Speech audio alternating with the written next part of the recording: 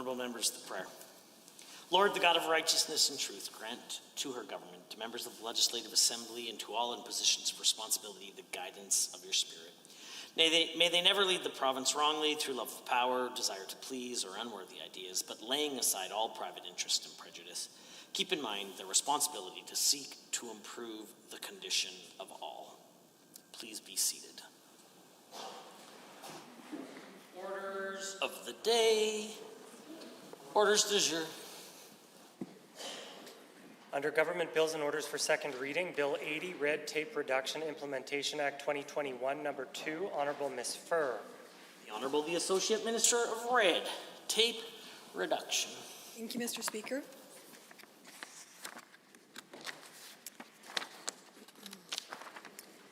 I rise to move second reading of Bill 80, the Red Tape Reduction Implementation Act 2021, number 2.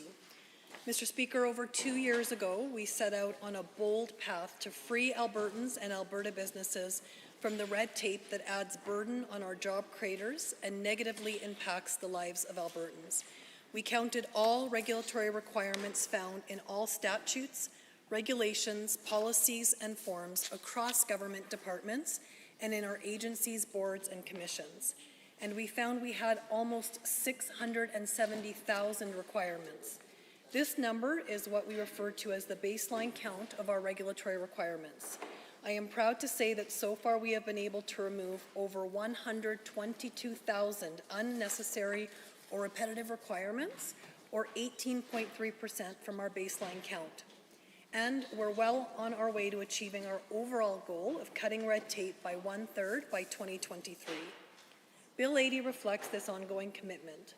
The changes we are making are practical approaches to get out of the way of our job creators so they can continue creating jobs and fueling our economy. Like all of our work to reduce red tape, this bill continues to make Alberta the freest and fastest moving economy in North America. If this legislation is passed, job creators and Albertans will see the removal of unnecessary restrictions that act as barriers to economic growth, along with more economic opportunities for small businesses, a faster and more efficient review process for human rights complaints, and more flexible oversight of Alberta's credit union and insurance industry, saving Albertans and Alberta businesses time and money. And the most important thing, Mr. Speaker, is that our successes would make Alberta an even better place to live, invest, and do business. As we all know, when people invest in Alberta, good jobs follow. Bill 80 proposes to change 9 pieces of legislation across 6 different departments. If passed, at least 870 regulatory requirements would be removed from legislation, regulations, policies, and forms. With this, we will have eliminated over 3,300 unnecessary requirements through the 5 red tape reduction implementation bills since the beginning of our mandate. There are several key amendments included in the bill. We are making changes to the Gaming, Liquor, and Cannabis Act to increase revenue and growth opportunities for businesses while improving consumer choice and access and maintaining high standards of public health and safety. We're promoting economic growth by enabling municipalities to establish entertainment districts, designated public areas where adults may responsibly consume alcohol. This will help revitalize communities, promote tourism, and support small and local businesses. We will also be allowing made-at-home beer, wine, and cider to be served at private, non-sale special events, allowing Albertans to enjoy homemade drinks at weddings or family reunions. Licensed cannabis retailers will also be able to grow their businesses by entering the online cannabis market. This is supplemented by allowing the sale of additional items, such as merchandise in cannabis stores, which will allow further revenue and growth opportunities for these Alberta businesses. In this bill, we are also helping Albertans protect their rights by modernizing Alberta Human Rights Commission processes. Human rights complaints would be addressed more quickly, backlogs would be reduced, and human rights tribunal hearings would be more accessible for Albertans. Other important amendments include consolidating the Alberta Healthcare Insurance Plan rules in one piece of legislation to modernize language and ensure greater legislative clarity for industry and the public, enabling more efficient regulation of Alberta's credit union system by transferring oversight of Alberta Central to the Credit Union Deposit Guarantee Corporation. Also, ensuring Crown mineral agreements are responsibly managed by enabling a faster and more efficient way to replace designated representatives, and giving the insurance industry the ability with appropriate ministerial oversight to set and change fees for examinations, licensing and continuing education, and other activities related to the regulation of insurance professionals. Above all, Mr. Speaker, I want to leave you with this. Alberta's government continues to deliver on its promise to cut red tape and make it as feasible as possible for businesses to grow, create jobs, and drive Alberta's economy forward, a key goal of Alberta's recovery plan. Cutting red tape helps create the strong, stable, and innovative business environment we need to boost job creation. Given the economic impacts of COVID-19, this is even more important now. This legislation supports economic growth and our commitment to eliminate unnecessary and burdensome regulation, all of which helps drive Alberta's economic recovery. We are working hard to deliver on our commitment to reduce red tape, to save Albertans time and money, and to become the investment destination of choice. I hereby move second reading of Bill 80, Red Tape Reduction Implementation Act 2021, number 2. Honourable members, the Associate Minister of Red Tape Reduction has moved second reading of Bill 80. It will be what we are debating. But prior to doing that, and I meant to mention this prior to calling on the Minister, and thank you to the Honourable Member for Bonnyville, Cold Lake, St. Paul for the reminder, but I just thought that I would take a brief second to just mention that our thoughts, prayers, and well wishes are with our friends in BC who are experiencing significant emergencies today, and also inform the House that I have written a letter to the Speaker offering our thoughts as well to the BC Legislature. I'm sure that all members will join me in thinking about them today. Are there others wishing to join the debate? The Honourable Member for Edmonton-Glenora. Thank you very much, Mr. Speaker. And if I could just confirm, I think because I'm second speaker, I don't have interjections. Correct. Can you confirm my time allowance? 20 minutes. Thank you, Mr. Speaker. And thank you to my colleagues for this opportunity to be here today. I know that, and thank you specifically, Speaker, for mentioning what's happening in BC, and certainly our thoughts, our prayers, and go to everyone who's directly impacted. And on a lesser scale, we have impacts here today at home as well of severe weather, including I've been informed that there is a school bus that rolled on the Anthony Hen Day this morning. So certainly I know every parent's heart sinks when they think about their kids not being able to get to school safely. And I hope that that is not the case for the children who were impacted this morning in that specific incident here in the southeast of Edmonton. I want to engage in debate on Bill 80, Red Tape Reduction Implementation Act of 2021. And I want to begin my comments because we do have, another 19 minutes, so an opportunity, I think, to unpack this quite a bit. And of course, we're at second reading, which again allows for more flexibility. So I want to start by talking about how I think this bill could relate to the critic portfolio I have, and one that many Albertans reach out to me to discuss on a regular basis, and that's specifically around education and the impacts that a lot of families are feeling in response to this government as it relates to public education, particularly in this province. This morning, some of us were in attendance at the Alberta School Boards Association MLA breakfast here in Edmonton on the south side, something that has become an annual tradition. I think last year was the only one that didn't happen in person in many, many years. Probably, I was first elected as a trustee in 2010, and it was already happening at that time, I believe, just up the street here from the legislature. So it's a room where there were fewer trustees than normal, but still many, and many first-year trustees were in attendance and are very keen to have a chance to engage and do some advocacy on behalf of the students they serve, the staff that they employ, and the parents that are so deeply invested in the success of their children. And I bring this up as it relates to red tape in that there are some specific areas that trustees, new trustees and returning trustees, really emphasized as being significant challenges for them right now. And the first one that I want to mention among the three that were top of mind for most trustees this morning who I had the chance to engage with, the first one related to transportation and insurance related to transportation pressures that are being felt. And I know that this government is well aware of many of the problems, because I know that the Minister of Education launched a transportation review about 1.5 years ago.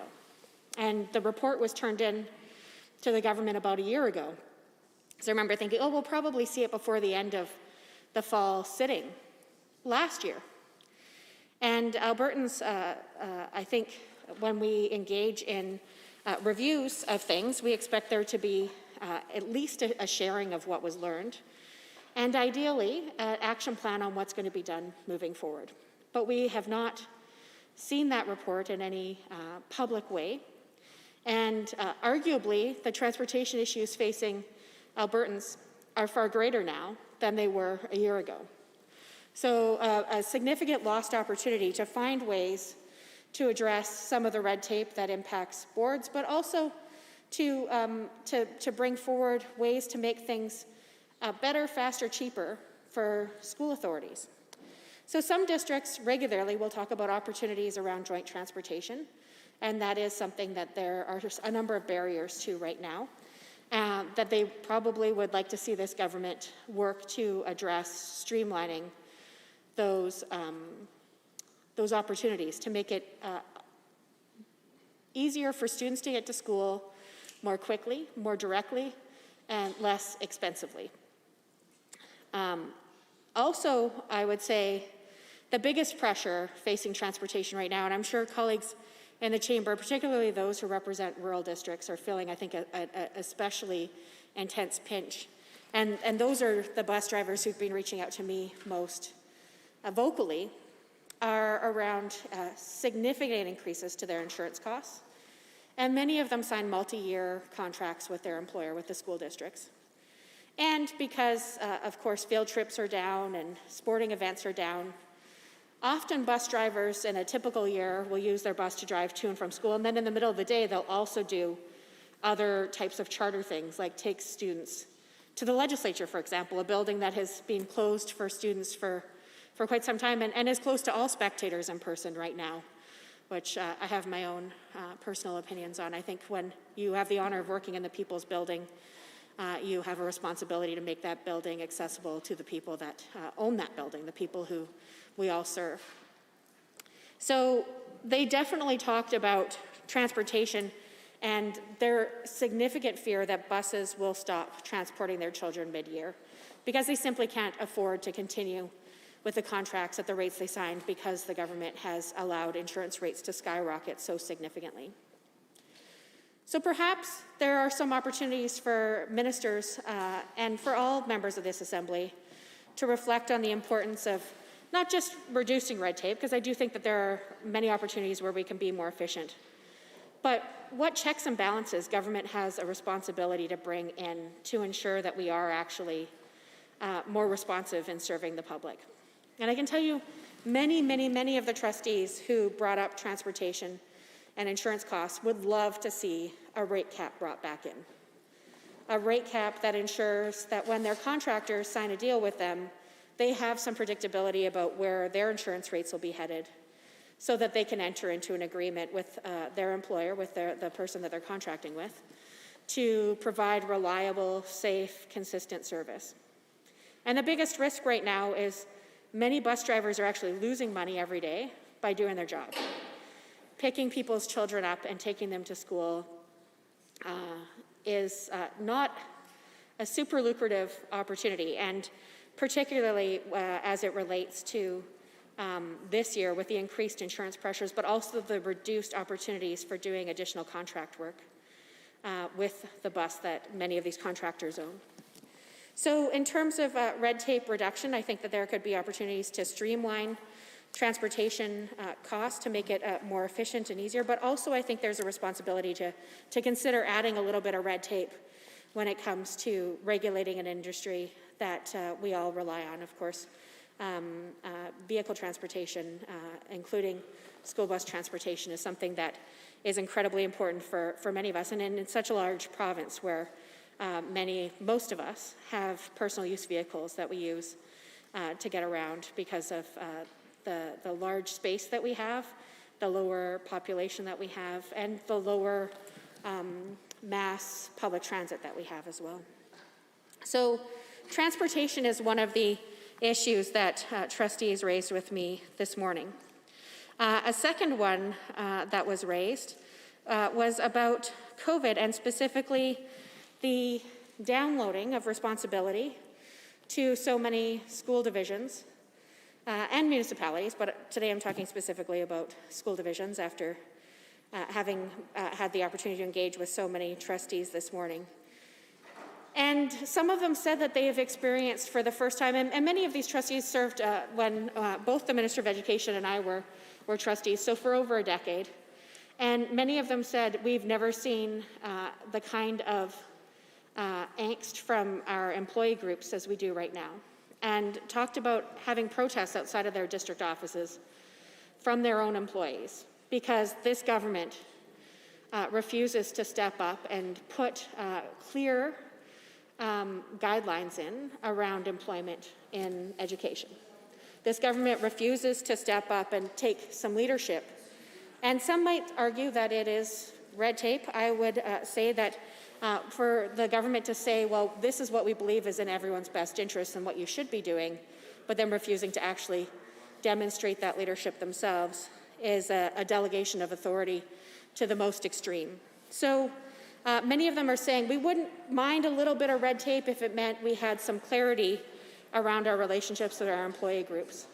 And our staff would appreciate having that clarity on a province-wide basis as well.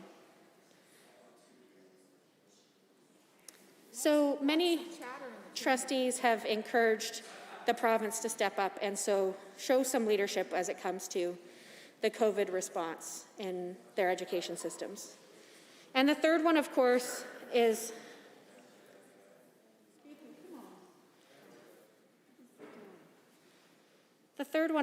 around curriculum. And curriculum is something that I know Albertans have been interested in for quite some time. Most of it started around discussions that, in terms of my own interest, obviously, when I was training to be a teacher, I had significant interest in knowing the specific curricular outcomes and making sure that we were being properly supported in implementing those in our classrooms.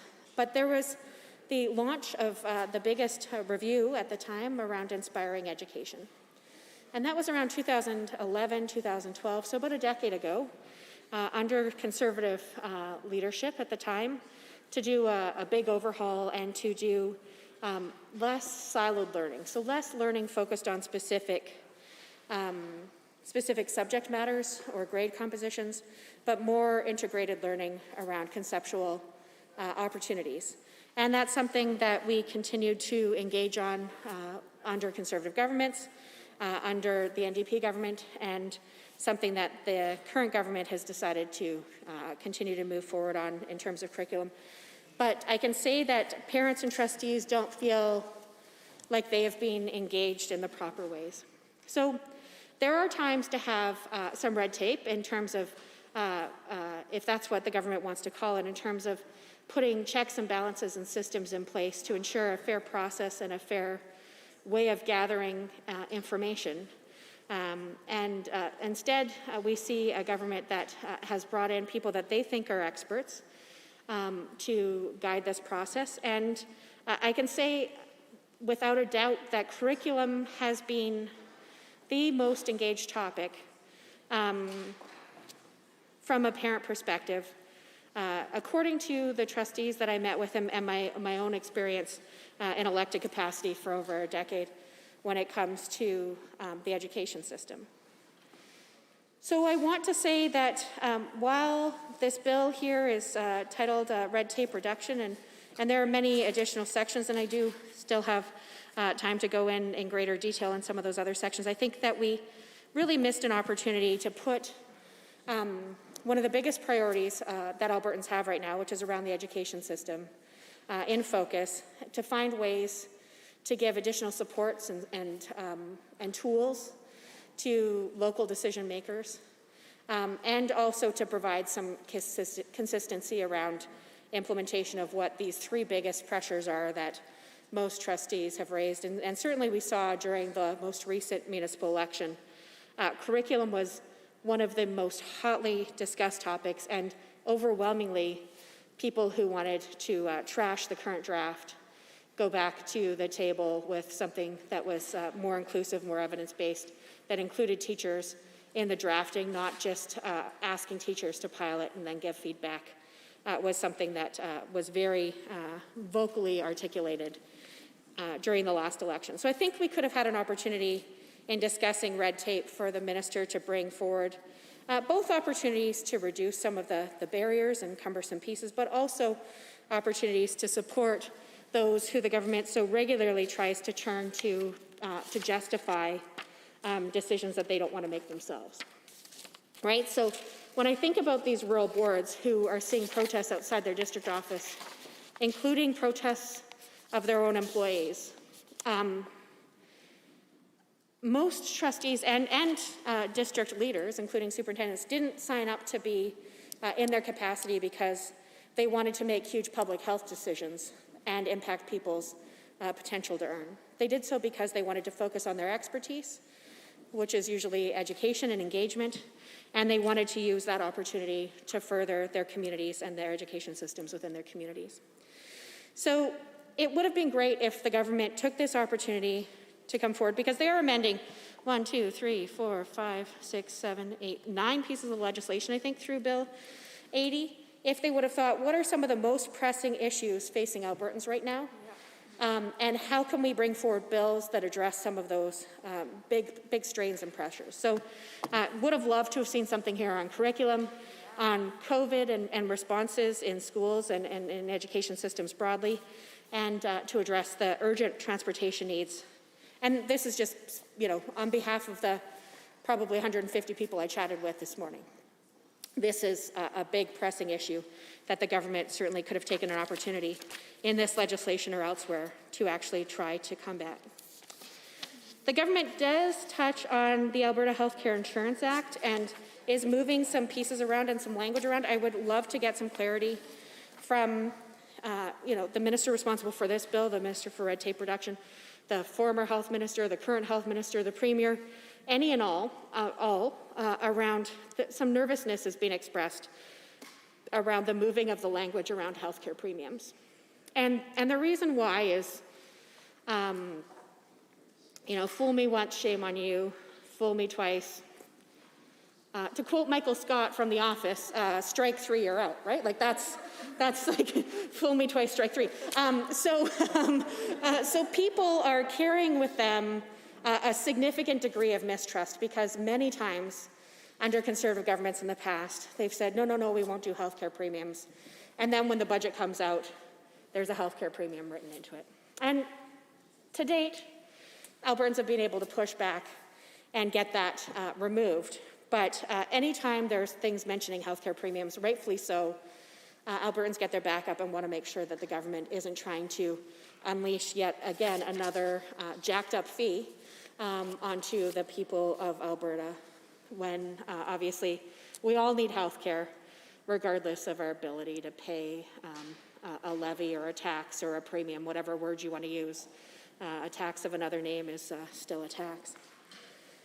Another piece that I have some concerns over that I would like to have any members of Executive Council or the Government Caucus talk about are the pieces around removing adult learning stream from income support. And again, we have this same concern and anxiety because we've already seen in this sitting of the legislature, in this term of government, a premier who, during the lead up to the last election, when the NDP brought in indexing for AISH and income support, and the premier did at that time, when he was in the opposition, actually vote to index and increase AISH and income support in line with the increasing costs of inflation for folks who rely on that income.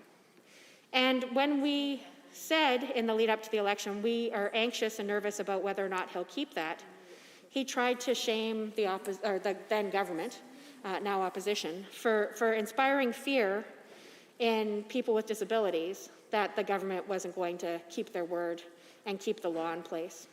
But one of the very first things the government did when this premier was elected and his cabinet and his entire caucus voted along with him to remove indexing that amount to account for the increased costs of living for people who already live on hardly anything.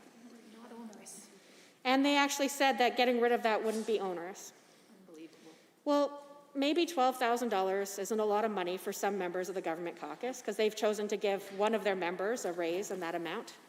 But I can tell you, taking $100 away from somebody who's living on a very tight fixed income is onerous. When I said to somebody, tell me what $100 means to you, they said, well, that's 200 packs of ramen, right? Like that's food for a lot of meals.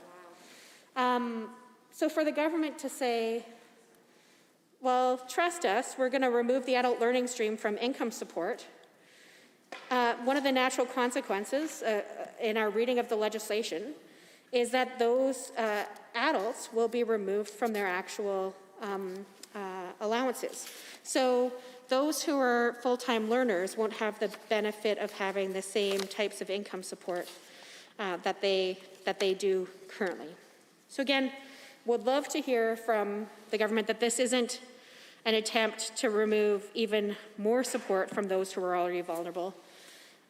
And I imagine the government understands why people are so mistrusting of the government when they say, well, don't worry, just trust us, because we've seen for quite some time that when the government says one thing but acts in another way, there's no way we would be able to, in good faith, say, oh yeah, don't worry, this is just editing, to make things a little bit easier. It feels like there's something deeper and less open and transparent underway here, and a lot of people are really struggling and deserve to have that income support to keep themselves safe and housed.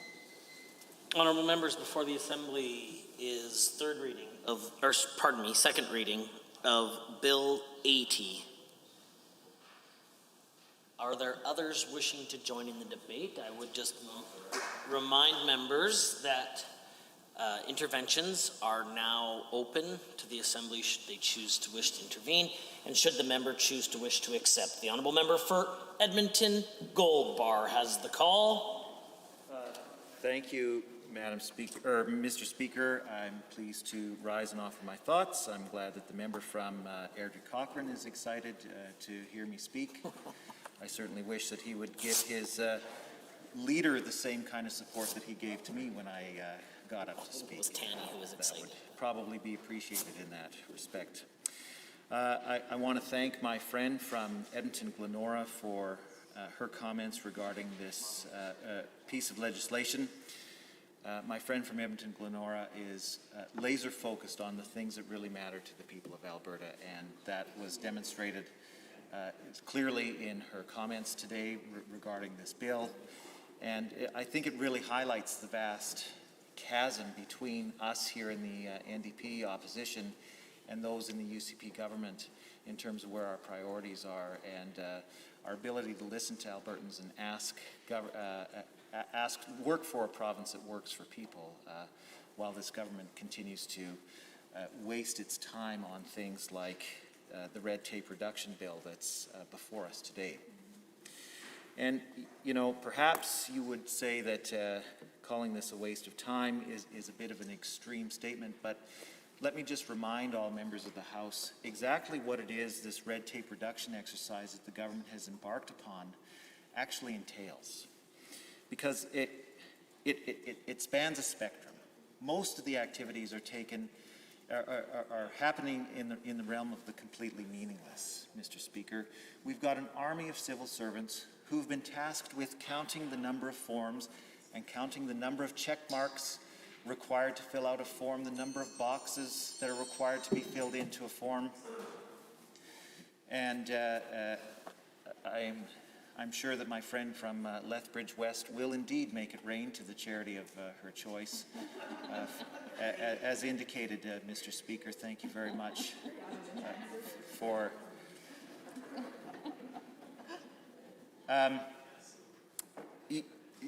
most of the work that the government has undertaken in this realm of red tape reduction is completely meaningless and an absolute waste of time of a lot of our hardworking civil servants. As I said, they're engaged in this pointless exercise of looking at how many forms people have to fill out to access programs, how many check marks there are, counting up the number of boxes that need to be filled in, and then reporting that number. And then if they reduce the number of boxes that need to be filled into a form, reduce the number of check marks that need to be entered, then they tally up that number and they create some sort of fake progress towards a meaningless goal. So when the minister, or the associate minister rather, of red tape reduction comes in and talks about meeting these fantastic targets, let's just be clear that we're talking about something as completely meaningless as reducing the number of forms in a box from 10 to 5.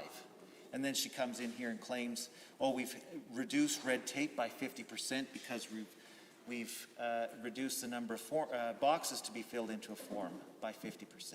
It's completely ridiculous, Mr. Speaker. And at any time, this kind of exercise would be frustrating and ridiculous, but particularly during a global pandemic, Mr. Speaker, it's incredibly insulting that we have hardworking, talented civil servants who are wasting their time and talents counting up boxes on forms when we need to be delivering programs and supports to help the people of Alberta get through the worst health and economic crisis that this province has ever seen. You know, the minister, the associate minister of red tape reduction likes to thump her chest about, oh, how much the work that her ministry has contributed to the supposed economic rebound that the government imagines it's seeing happening right now in Alberta. Let me just remind the House that in 2020, Alberta had the biggest reduction in its gross domestic product of any province in the country. We had the worst performance, we had the worst drop in gross domestic product of any province in the country. Moreover, we became a net recipient of federal dollars for the first time in living memory in this province. What a tremendous accomplishment that the UCP has managed. They hate equalization so much that they drove this province into the ground to the point where we are now receiving net federal transfers from the province of Alberta, or from the federal government. And I see my friend from Lethbridge West would like to intervene. Thank you, Mr. Speaker, and thank you to the honourable member for Edmonton Gold Bar. He was just talking about some of the significant economic effects of the COVID-19 pandemic here in Alberta. In fact, some of the worst economic effects, the largest drop in GDP, some of the largest drops in overall employment. But now we are hearing the province pivot very quickly to talking about labour shortages and all of these kinds of breathless pronouncements. Generally speaking, labour shortages come as a result of shortages in specific skilled occupations, and that's where employers find shortages. So I'm wondering if the honourable member can discuss anywhere in this legislation where we see policies that might help that situation, or if in fact we might see the opposite in this legislation. Thank you very much to my friend from Lethbridge West for the incisive question. And in fact, there is one significant section of the bill that moves Alberta away from addressing this supposed skills gap that the government is on about lately, and that's with respect to the changes to income support for adult learners that I'd like to talk to. But before I get there, I just want to finish the thought that I had in terms of the the state of the economy here in Alberta. We had the worst gross domestic product shrinkage in the entire province. We are now net recipients of federal dollars. And the associate minister wants to pat herself on the back for doing such a good job and claiming that this work of red tape reduction is producing such tangible economic benefits. Well, if the work of the Red Tape Reduction Initiative was producing such tangible benefits, why did the last Associate Minister of Red Tape Reduction lose his job and finds himself now sitting on our side of the House, and in fact is so grieved that his constituency association, in fact, was in the news yesterday claiming that perhaps the Premier is not entitled to lead that party anymore? It would be interesting to see whether or not the current Associate Minister of Red Tape learned any lessons from the mistakes of the previous Associate Minister of Red Tape and perhaps changed the focus of the work that she was undertaking to see if there is actually anything meaningful in this red tape reduction initiative that could produce tangible benefits to the people of Alberta.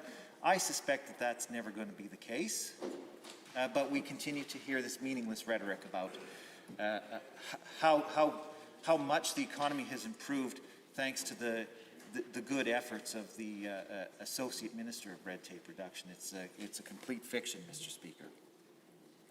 But to my friend from Lethbridge West's question about addressing the labour needs of the province of Alberta, there is a significant change here in the red tape reduction bill that I would like to talk about. Remember, most of these red tape reduction initiatives are completely meaningless, but some of them veer into the absolutely harmful, and this is one of those changes that will be very harmful to the people of Alberta.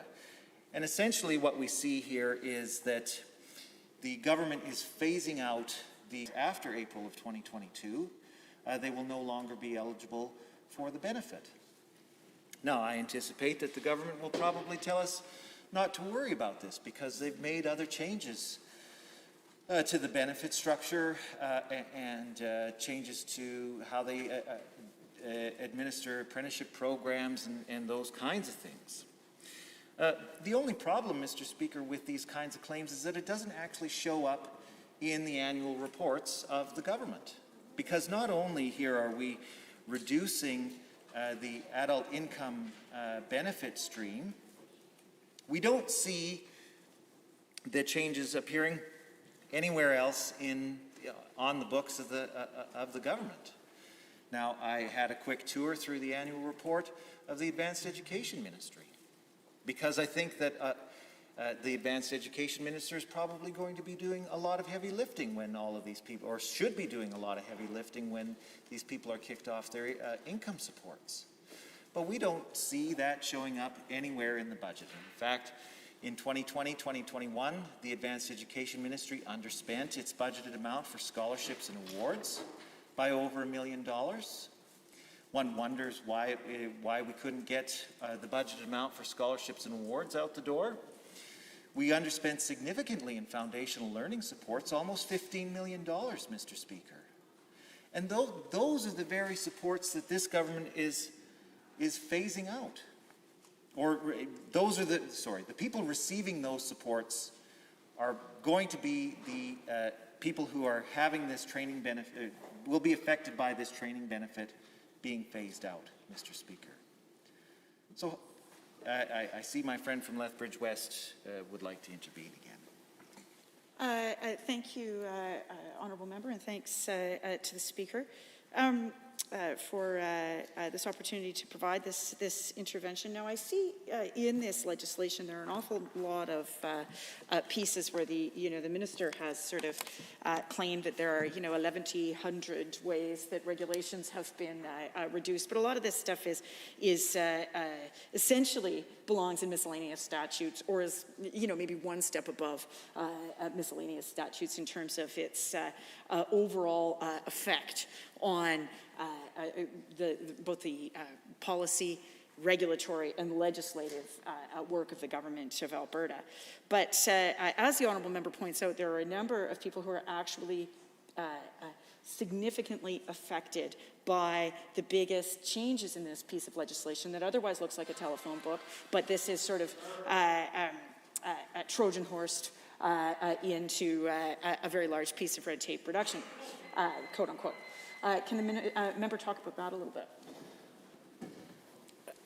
Well, I want to thank my friend from Lethbridge West. I will have to admit that during her question, Mr. Speaker, I was a little bit distracted because some members of the government caucus had their cell phones go off, and I understand that you have committed them to making a charitable donation as well. I just want to comment on that further if I could, Mr. Speaker. Clearly we made a mistake when our side had our cell phones go off. But as we've seen from this government over 2 years, they are unable to learn from others' mistakes or their own mistakes, right? You would think that after one cell phone went off, everybody would check their cell phones to make sure that their ringers were off, but no, the government members demonstrated yet again that they are incapable or unwilling to learn from other people's mistakes and just left their ringers on.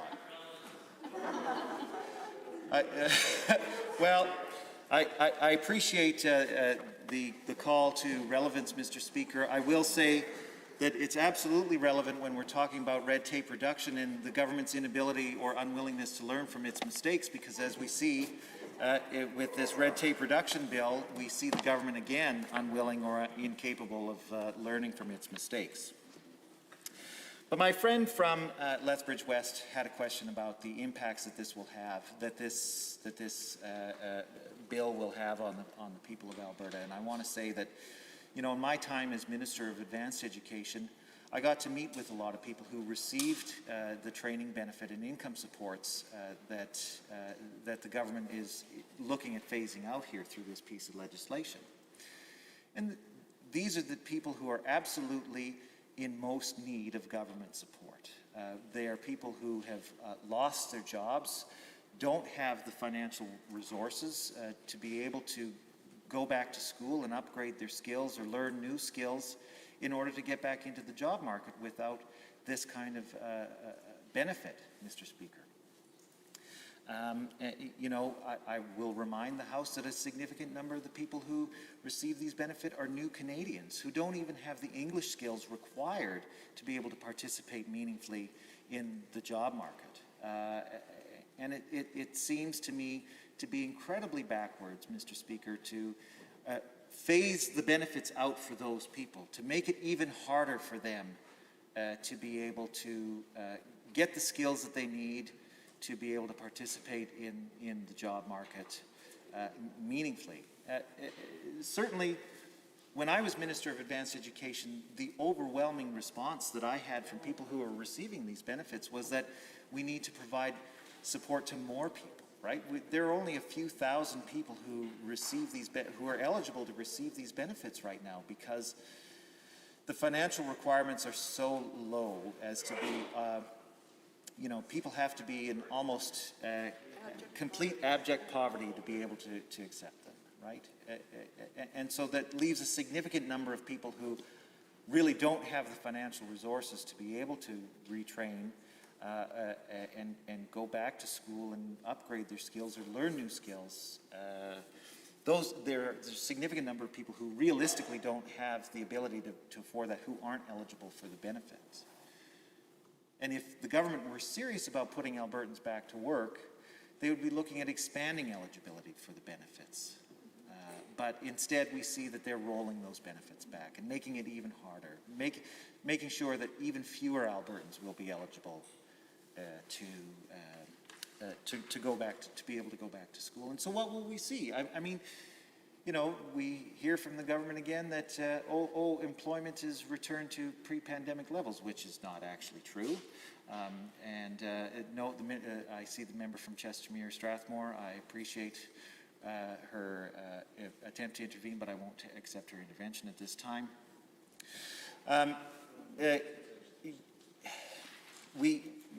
We see that the government is claiming that employment is back to pre-pandemic levels, but yet in the month of October, we saw thousands of people just entirely dropped out of the job market. We still have the highest unemployment rate of any of the large provinces in the country, and people are giving up hope of ever being able to find work and dropping out of the job market. I expect my friend from Lethbridge West will have something insightful to say, and so I'd like to listen to her. Thank you. Thank you. To the honourable member, I'm just wondering if you can clarify what some of those supports for foundational learning looked like, because you talked about language supports and so on, and there was underspending there, and you fully expected that some of these folks that are dropped from these supports that is contained within this bill would be either trying to access more of those foundational learning supports around language acquisition for example, newly settled refugees or others. And I'm wondering if you can talk a little bit about that language acquisition piece. Well, I thank my friend from Lethbridge West for the question. You know, it's my recollection that specifically when we talk about people who are learning English as an additional language, there's a whole spectrum of programs that are available. Some of them are funded by the federal government, and some of them are funded by the provincial government. And now my friend from Lethbridge West talks about newly arrived Canadians, refugees, those kinds of folks. When they when they arrive, they are eligible for federal spending, right? That brings them up to a basic level of English language proficiency. And then beyond that, of course, when higher levels of English language proficiency are required, the province steps in and funds those kinds of programs to a certain extent.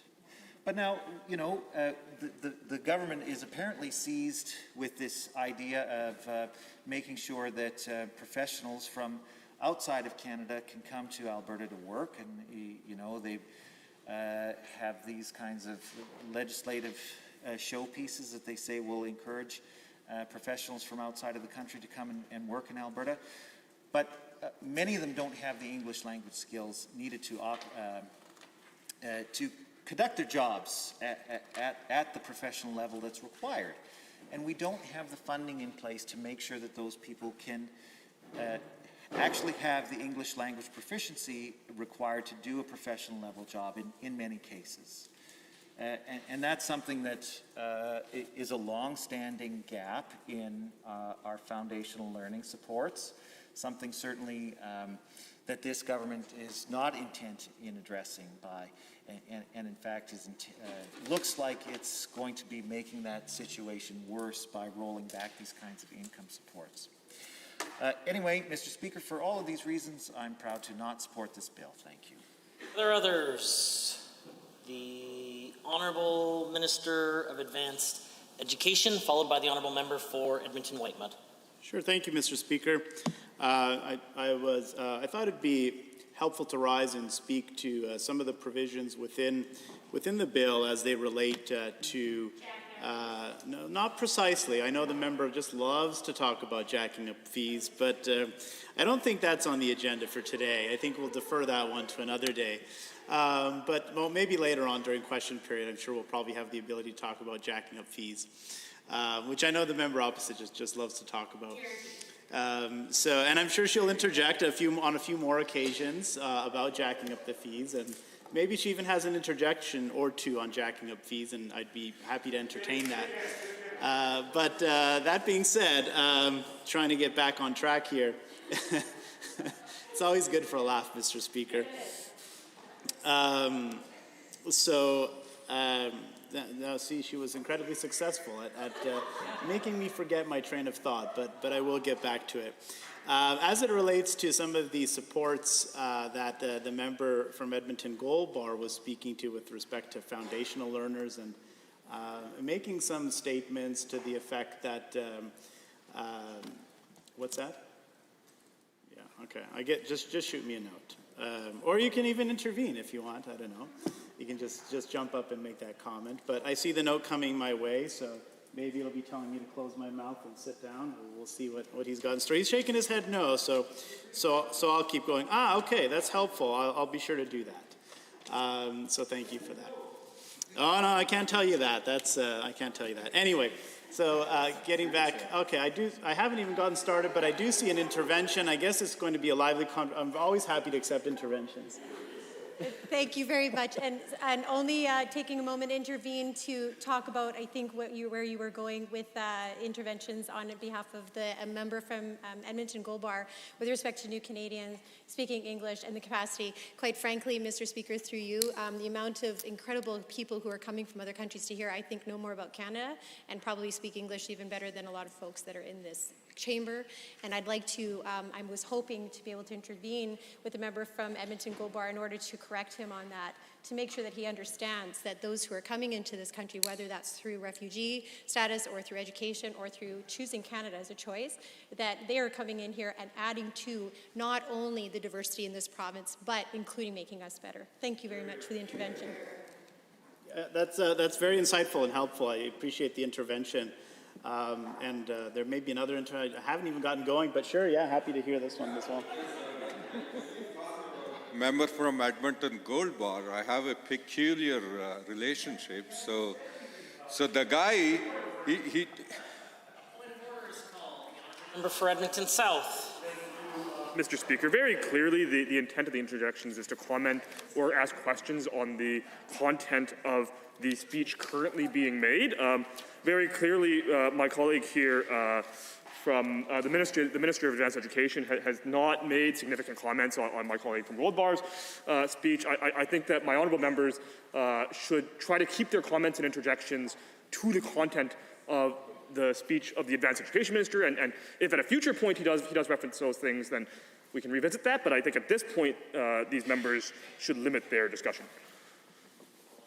I am prepared to rule on this point of order, and I think it's fairly difficult to ascertain what the Honourable Minister of Infrastructure was about to say. And while I appreciate the reminder about interventions being upon the speech currently underway, and I have provided much guidance on this, the Honourable Member has spoken for less than 5 seconds. It's very difficult to ascertain what he was about to say. Now, I share some concern and understand the sentiment, but perhaps we can let the Minister get a sentence out before we call an intervention or a point of order. well, having heard the concerns, I'll lower my own expectations on what I'm going to say about Edmonton Gold Bar member. So to be fair, when he talks about immigrants, I know in this house, on this floor, he called one day with his usual temper tantrums. He couldn't recognize my constituency. I do appreciate the Honourable Member making an effort to try to make it about the previous speech, but thus far and now we've certainly heard a number of sentences about the Honourable Member for Edmonton Gold Bar's behaviour in the chamber, which sometimes he and I have a close relationship around. But this intervention ought to be about the Minister's speech. Yeah, Minister of Advanced Education would like to know how I actually defended member of Edmonton Gold Bar at a major media event in India, of all places, people asking me about his comments. I said, no, he's not a racist, but he's a short-tempered guy who was kicked out of this chamber by your predecessor for his uncharitable The Honourable Minister. about immigrants. I feel like I stirred up a hornet's nest. It wasn't my intention, Mr. Speaker. I just wanted to provide some clarity to some comments that the member from Edmonton Gold Bar had made. He had made some comments that I was listening to that were suggesting that we're going to be cutting off benefits to foundational learners and other learners, and I just want to be very clear that's absolutely not the case. So I just want to go on record to make sure that that's clearly established. There is the member was referencing within the bill. It does speak to a deadline of April 1st, 2022, and program eligibility and supports through the Income and Employment Supports Act will no longer be provided after that date through the Income and Employment Supports Act, because the authority is moving to advanced education and to student financial assistance regulations contained under the authority of advanced education. So those benefits will continue to be provided, of course, and available to foundational learners in our community, which is essential for their educational and economic prosperity and opportunity, as well as for the province's economic prosperity. So so what's being addressed here within the legislation is a transfer of authority between Income and Employment Supports Act to advanced education. This goes back to a number of years in which Cabinet had provided direction to make this change, to facilitate, to help streamline how we deliver supports and benefits to learners and to Albertans who need these benefits. We had more of a disjointed approach. Some benefits were being provided through labor and immigration, others even through community and social services, and through advanced education. So we're looking at ways to streamline the delivery of those benefits to Albertans and to students. This will, and we also are making these changes. We heard a lot of feedback as well from a lot of the student assistance officers on our post-secondary institutions who, have one set of rules when they're looking to apply through advanced education for benefits, have other rules and forms when they're looking to apply for benefits under labor and immigration or community and social services. So this will even help a lot of the administrators on our campuses have more streamlined rules and eligibility requirements to assist our learners. So this will help streamline the process, and happy to take another intervention. Thank you. I won't take this opportunity, as other members have, to beat up on the member for Edmonton Gold Bar, but instead ask a substantive question. I appreciate the minister's statement that he's seeking to streamline funding, but I'm wondering if the minister could address the questions that I asked of him regarding the ministry's inability to spend the budgeted amounts for the scholarship and awards, the foundational learning supports, as well as not meeting its budget targets for student financial loans. That's the question here, Mr. Speaker. We've already seen the Advanced Education Ministry unable to provide the budgeted amounts for learner supports, and that's why we are raising this issue that future changes to these income supports will lead to Albertans being cut off from existing benefits. So I would hope that the minister could provide us some answers for those questions. Thank you.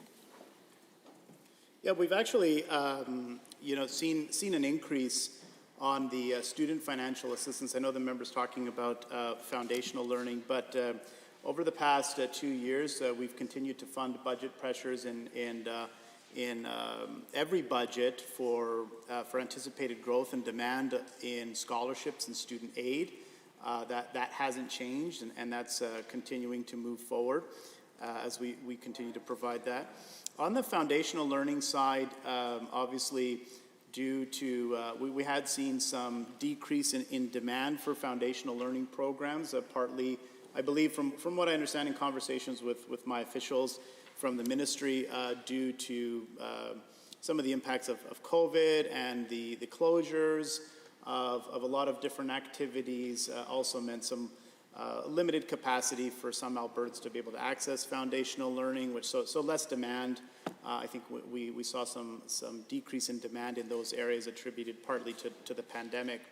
But as I mentioned, there's no intention to look at shutting off learner benefits. On the contrary, we've continued to fund and current levels of assistance to students in all aspects of student aid, and not just maintaining that to 2019 or 2018 levels, but continuing to fund for increases in those areas to ensure that our students have those resources. And in the 2021-22, I just have the numbers here in front of me, the advanced education budget allocated over $92 million to support 11,000 students. And so A lot of the resources that are available in foundational learning and in other student assistance are incredibly important to so many Albertans to help them access the programming that they need to succeed and get ahead. Not so much because of jacking up the fees, but because of a very challenging economic environment, which I know the members opposite are keenly aware of during their tenure as government. They contributed to economic to weak economic performance within the province, including driving out investment. And so more and more Albertans need to find the opportunities to reskill, retrain, to help themselves get ahead in a changing environment here. But again, I know the member wants to chat a little bit more about jacking up the fees, and we'll have an opportunity to probably do that in question period or elsewhere. So I didn't mean to, I'm not sure how much time I have left, but I wasn't intending... 9 minutes. 9 minutes. Well, I wasn't intending to use up all of it, so that's fine. I think I'll end there. But I just wanted to provide those points of clarification as to the pieces that are contained within the bill as they relate to learner benefits and the intention behind those benefits. So with that, Mr. Speaker, as I wrap up, I'd also move to adjourn debate. Honourable members, having heard the motion as proposed by the Honourable the Minister of Advanced Education to adjourn debate, all those in favour, please say aye. Aye. Any opposed, please say no. In my opinion, the ayes have it. That motion is carried and so ordered. Under Government Bills and Orders for second reading, Bill 78, Alberta Housing Amendment Act 2021, adjourn debate. Mr. Fian. Honourable members, are there others wishing to join in the debate? The member for Edmonton Riverview has risen. Well, thank you very much, Mr. Speaker, and it's my pleasure to, join the debate on Bill 78, and certainly as the critic for seniors in housing, I'm happy to speak to this. So this is Bill 78, the Alberta Housing Amendment Act, and certainly we know that we're in an affordable housing crisis in this province. Currently, we have 24,000 people on wait lists across the province for housing. And so, of course, we need action in this area. And what is so distressing to me is that this bill is what the government thinks action is. And really, it is a move to privatize the affordable housing system in our province and really support their corporate friends to take advantage of a very vulnerable sector of our population. And so I'd like to talk a little bit about some of the extraordinary powers that this bill gives to the minister. And I mean, the thing about this bill, it's not a very, let's see, it's got 6 pages, so it's not a very big bill. It doesn't have a lot of detail. It's extremely vague. But it does say on page 4, section 31.1, talks about the designation of affordable housing. And it says, subject to subsections 2 and 3, the minister may designate a housing accommodation as an affordable housing accommodation if the minister is of the opinion that in the circumstances the housing accommodation is suitable for designation as an affordable housing accommodation. It goes on to say the minister may designate a housing accommodation that is a unit in a building as affordable housing. And anyway, it goes on. So basically, without telling us what the definition is, the minister can now decide what is or is not affordable housing. And this seems bizarre to me. Like, usually that kind of information would be in legislation. And when I had the opportunity to be in the technical briefing, and I was listening and asking questions of the public servants who had worked on this bill, they clarified that, well, we don't know what that is. And we won't know for some time. And I was able to determine from what they shared with me that it would probably be April 1st, 2022, that would be clarified in policy, you know, and perhaps in regulations, but it wasn't necessarily clear. And so the thing we know about legislation, at least, is that enshrines something. It shows us that it is before us here in this chamber, so there is good transparency and understanding of what that means. But when it's policy, it can easily be changed behind closed doors. And if the minister is the one making the decision, it doesn't even have to come to executive council. So even the cabinet of the government, the UCP government, doesn't necessarily have to put their eyes on any of this. And I think that that's I don't know what the word is. What's that? Risky? That's risky. There we go. Thank you very much.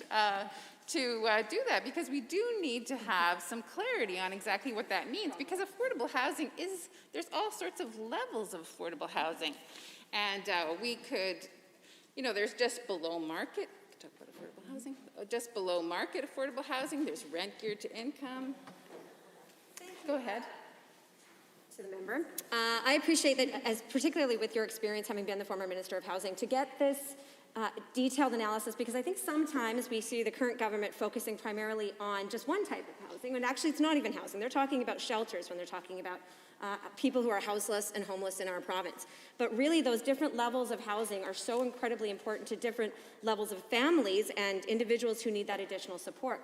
So I'm wondering if the member, I almost called for the minister, which seems so aptly appropriate as well, will the member for Edmonton Riverview talk about what the importance of those different levels of housing are and who they serve in Alberta, and why it's critical that all of those levels of housing have the appropriate amount of support?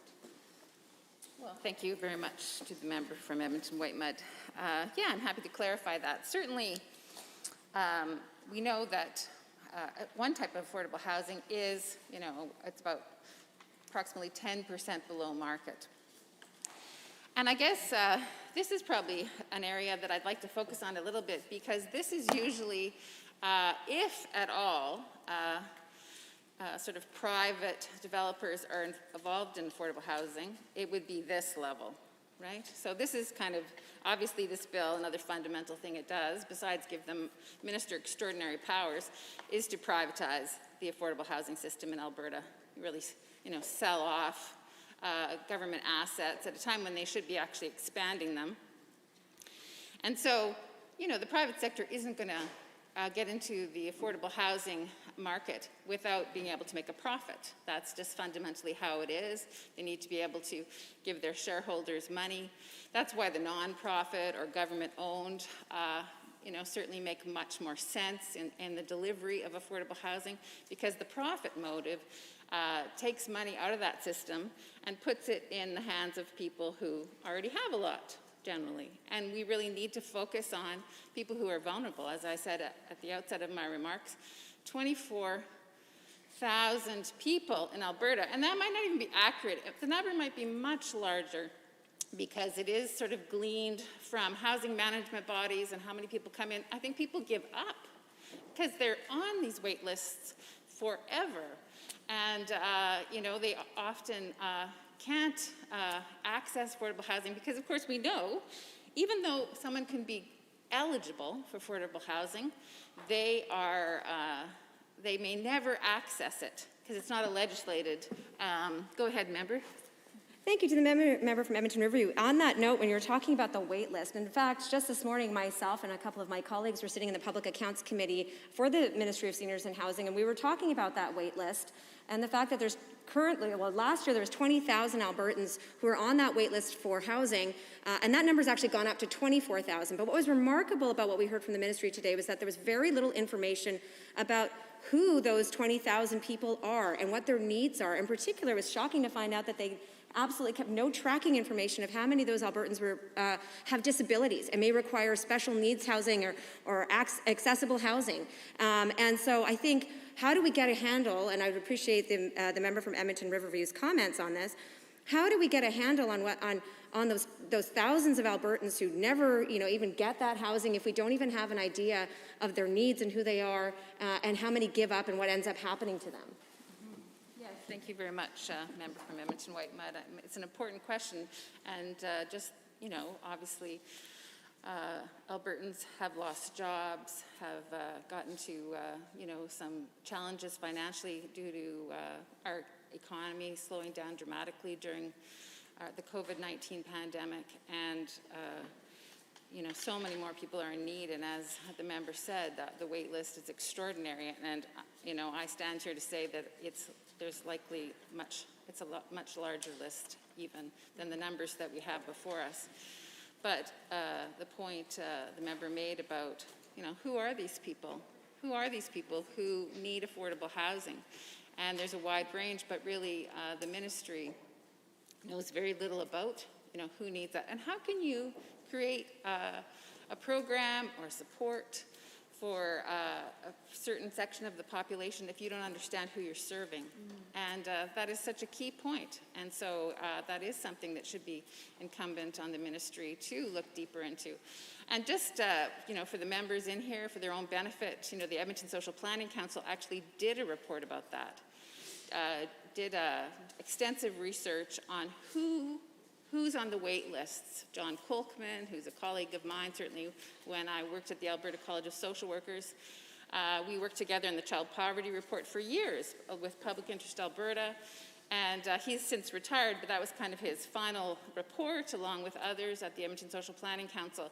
And they did a deep dive into who is not receiving affordable housing.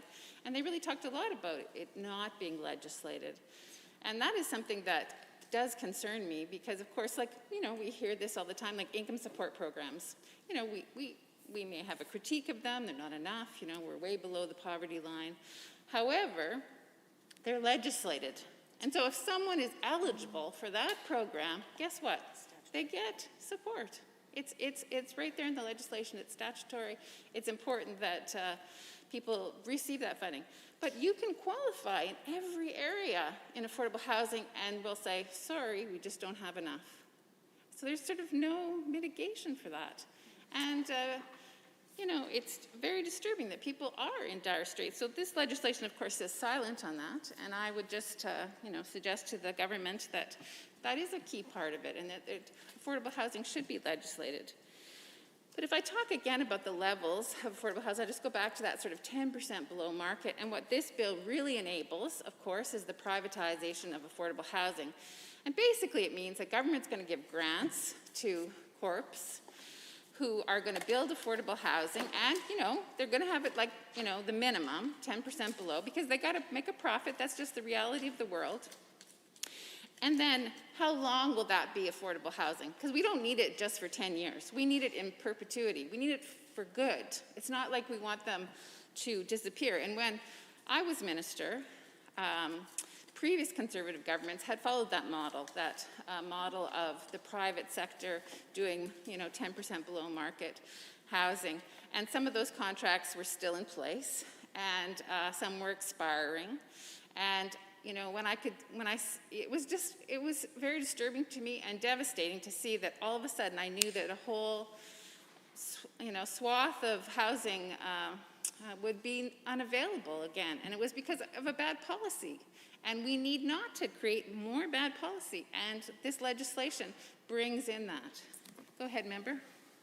Thank you to the member for Edmonton Riverview. I find that those two comments really kind of go closely together, that issue of how you raise that it's not legislated, and so even though you could qualify for affordable housing, there's no actual guarantee that you will ever get it, leave alone in a timely fashion when you need it with those high needs. And then the comment that you just made about the challenge, and I think the deeply held concern around privatizing affordable housing is that it can just disappear.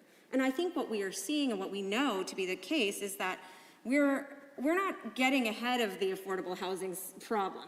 It's just growing, and it's being exacerbated by things like economic conditions and COVID and all of those things. And so the idea that abruptly, I don't know how a system can properly plan for, all of a sudden some below market housing suddenly disappears, right? And I think it really hampers the ability of government to properly plan and to ensure that Albertans can all have affordable housing and have access to affordable housing if in that model of privatizing. Yes, thank you very much for the question, member from Edmonton Whitemud. Yeah, that is the deep concern, is that the housing won't be there for the long term. It is just there for a period of time. And it's disturbing because, of course, the government does fund it, right? They have to incentivize corporations to actually build that housing or create that housing. And so they give grants to them. And I must say, the bill says very clearly, and certainly the government's media release regarding it, they talk very much, we're moving from an owner of affordable housing to sort of a developer creating it by funding it. And yet, the funding is like minuscule. Like they're saying $238 million over 3 years to do this. That's a drop in the bucket. I mean, when we were in government, we put $1.2 billion, and that wasn't enough, to be frank. And we had such a deep hole to fill from years of conservative governments that really starved the system. I remember talking to a CEO of one of the management bodies, and he said to me, "You were the very first government," and I think he had been CEO for a period of time, a while, maybe 10 years or so, or maybe longer, who's ever actually increased our operating. Their operating costs, and there's no question cost of living had gone up. And these units, we know, are aged. I think the average age of housing management body units are like 35 years old. And the extraordinary work that the housing management bodies do to maintain those facilities, to retrofit and green them, that's another thing that we did as a government was our ambitious climate leadership plan, and we gave millions and millions of dollars to housing management bodies for fundamental things that made a big difference in terms of energy efficiency, like putting on doors that fit, fixing windows, roofs, and energy efficient furnaces. And that's all gone. That's all gone. As soon as the UCP government came in, those programs were gone, and they had to stop that. So, the housing management bodies, the Minister of Seniors and Housing continually likes to talk about inefficiencies, it's not working. I said, well, it's not working because it's starving. It can work. It's just the government has to show up. The government has to care enough about this to invest in this area and support these housing management bodies to do the important work they do. And, regardless of the decisions of the UCP government, I know there's extraordinary work going on, and of course, during a pandemic. So I really want to thank the housing management bodies for their extraordinary work in very difficult circumstances under a government that doesn't support them. So just to talk further about this issue of privatization, like we see it a lot in seniors housing. So there's these big corporations, aged care, places like that, who take care of seniors. And guess what? They receive grants from the government, tons of money, millions and millions of dollars over the years. And, to incentivize them to have, higher level care, whatever it is, they have contracts with AHS. It's very lucrative for them. So lucrative, in fact, that whole sector, they call it the financialization of seniors housing, is seen as a place to build wealth. So investors now want to own seniors housing because they make so much money for their shareholders. And again, just the financialization of this sector. And I'm afraid that's going to happen in all affordable housing because it's going to be about making a profit. And just to give you a clear example, aged care, who I've already talked about, had four facilities in about February or so were sold, and to a company called Axiom out of Montreal. And this is like a wealth development company, and it's worth billions and billions of dollars. And so these aged care facilities were sold to this company who doesn't care about seniors' care. They care about wealth development. That's their goal. The focus isn't on that. And then sort of squeezing the staff to do more and more at very minimal pay, and we saw the devastating results of that during the pandemic, where almost 1,400 seniors in continuing care died from COVID-19 because of a myriad of issues in the seniors housing system that is extremely devastating.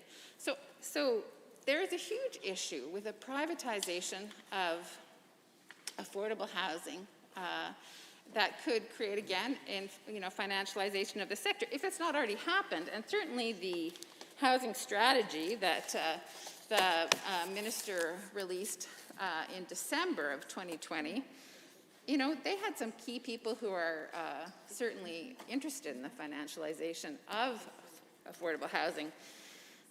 One of the panel members was the chairman of Boardwalk, and so that's a real estate investment trust, or REIT it's known as.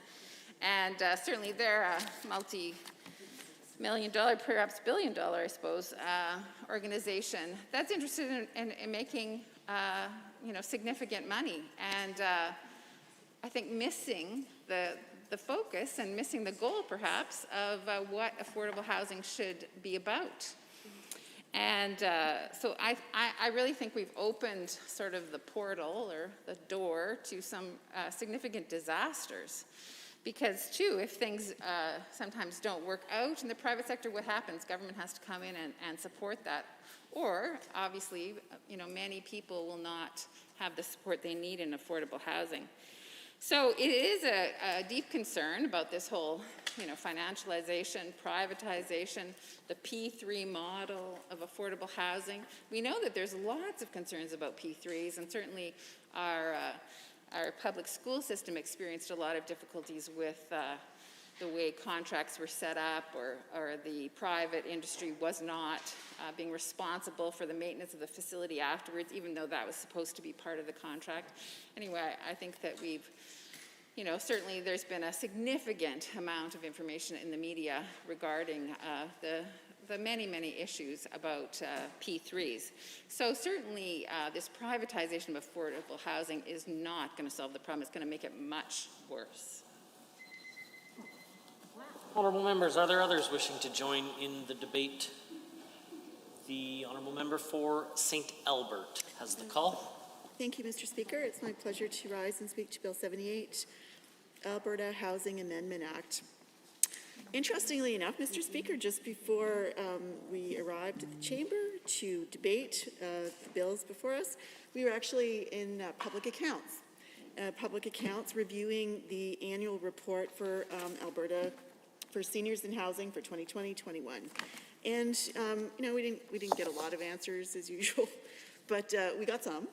And some of them were somewhat alarming in the fact that they just didn't have answers because it wasn't something they thought about or monitored or provided oversight to. And so when I look at this piece of legislation, I'm thinking back to some of the things that happened this morning. So let me sum up a little bit of the housing situation in Alberta. There's insufficient housing. We know this. This is factual. Insufficient, affordable, accessible housing all over the province. In the big centers, in mid-sized cities, rural, remote. Insufficient, accessible, affordable housing. Wait lists. There are massive wait lists. In fact, we hear from some people, they don't even put people on wait lists anymore because their wait lists are too long. So in 1 year, during a pandemic, people waiting for housing, for affordable, accessible housing, grew by 4,000 people. Now, we know that the number of people that are sleeping rough, sleeping outside, sleeping in camps is escalating. We know, I think it's doubled right here in the capital city of Alberta. We know it's happening all over.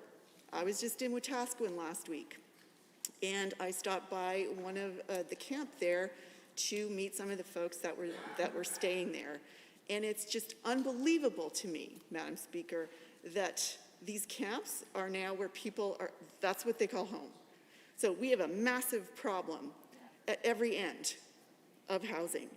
We have got incredibly poor oversight on our housing stock. Some of our questions this morning were around, okay, well, let's talk about your wait list. You've got 24,000 people on a wait list for housing.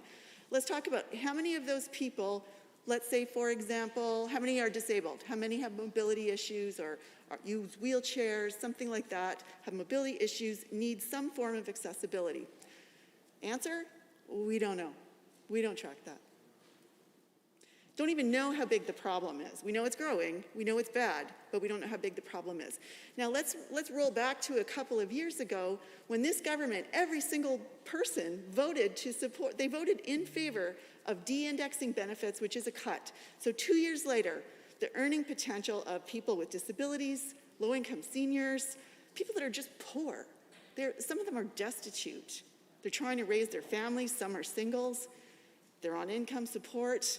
They can't do it, and every year that goes by, they have less buying power, less and less and less. Their need for housing, affordable housing, goes up and up and up. People without homes goes up and up and up. And what is the government's solution to that? Let's privatize, because that's worked out so well before, which is just unbelievable to me, Madam Speaker. It is unbelievable to me that there is so little imagination on the other side that this is their solution. At this time, this is their solution. Thank you to my friend from St. Albert for her thoughtful questions. I had the chance to participate in that committee meeting this morning as well. I'm wondering if my friend from St. Albert can talk about the concerns that she raised about cuts to AISH, cuts to Alberta Seniors Benefits, cuts to other benefits that would push people into homelessness, and what we heard from the Deputy Minister of Public Accounts Committee with respect to those questions. Thank you to the member for Edmonton Gold Bar. He's quite right. During the meeting this morning, we were asking the officials, we asked in particular the Deputy Minister, these very questions about, okay, so your focus of your ministry is to anticipate the housing need, provide oversight to existing housing, prepare for the housing needs, invest, direct the investment. So, our questions were, what was it like? So with with the other ministries that you partner on, obviously it's right here in the annual report, they talk about how frequently they partner with these other ministries.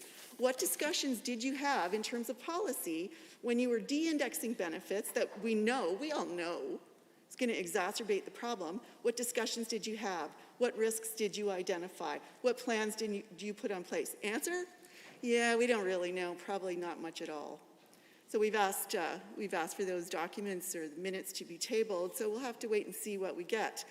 But it was incredibly sad that a deputy minister for an entire department ministry that is responsible for housing could not answer that question. Yeah. And this is significant. So when you are increasing the poverty felt by 70,000 people on AISH, you've got about 60,000 people on income support. I don't know how many tens of thousands of low-income seniors rely on benefits. There's thousands and thousands of people. You are increasing the depth of poverty that they live in, but yet you're only going to focus on affordable, accessible housing because everything else is, someone else's problem. But then this government, in their brilliance, and I'm saying this sarcastically, is going to introduce a plan to, let's just sell it off because that's worked so well in the future. So we've lived through a pandemic. We have learned a great deal, particularly around seniors who live in congregate care settings, who live in long-term care. We have learned how vulnerable they are because after decades of neglect in terms of funding for staff, for the facilities themselves, whether it's HVAC, whatever it is, we learned just how incredibly vulnerable that group was, and a lot of them died. I think they make up about 80% of the fatalities during the pandemic, which is tragic.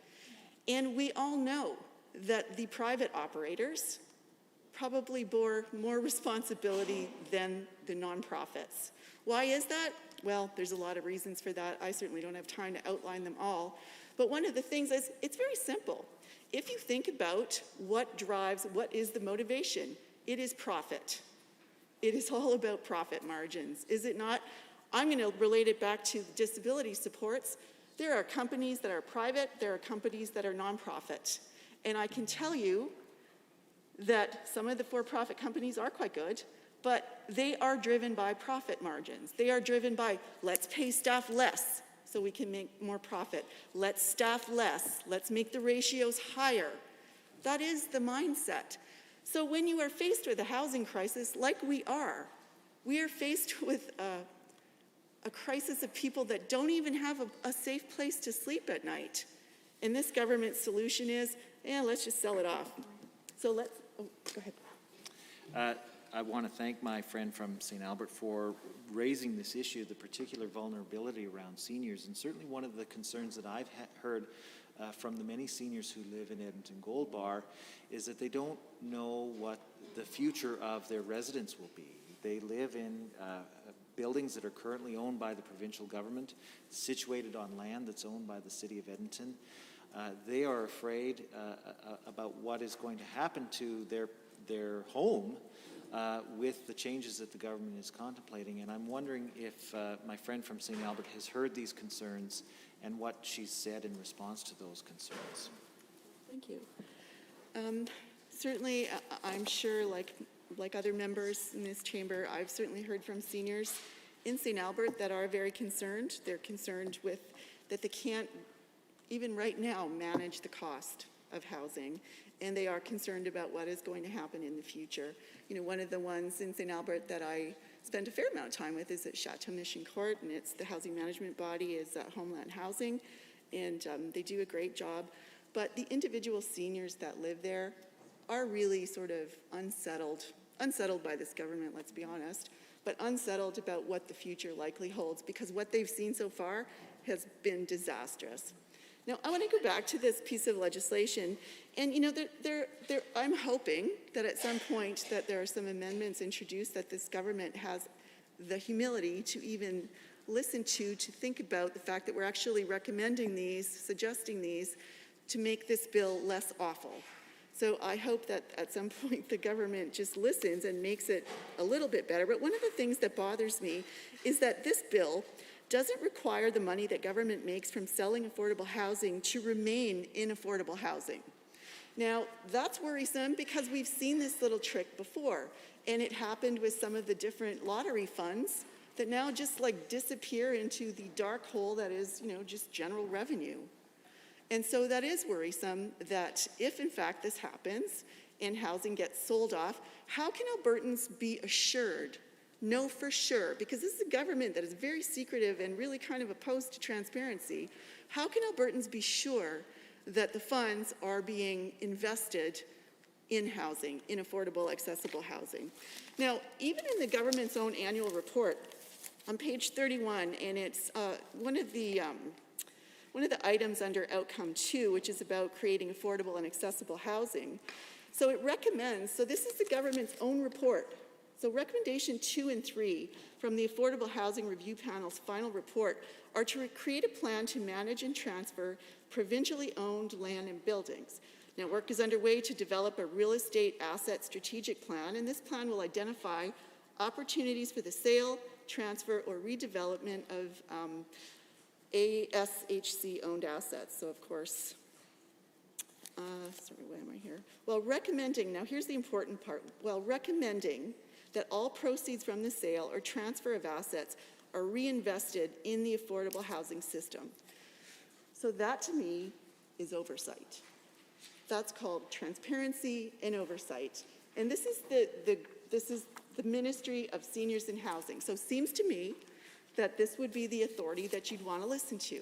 So if they are recommending this work, that this Crown Corporation do this work, be involved in this, why would you not put it into the legislation in very clear terms so that we could all understand if these get sold off, where do those funds go, how are they reinvested, how can Albertans be assured that the money will be reinvested?